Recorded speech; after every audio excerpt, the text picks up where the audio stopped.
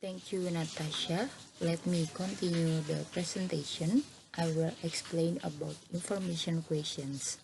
Information questions are also called WH questions because many of the words that are used to ask this type of question begin with WH form, such as what, why, where, when, which, who, whom, whose, and how. This question is seek for an explanation answer. For example, Rina loves someone in my class.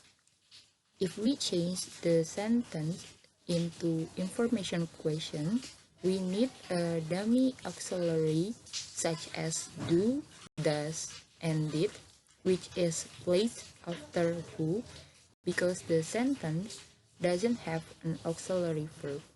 Next, there are two advantages of the inversion transformation.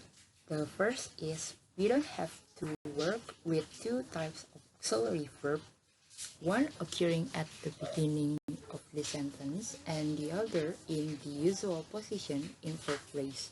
The second is the inversion transformation captures the fact that both sentences are formed with the same set of phrase structure rules.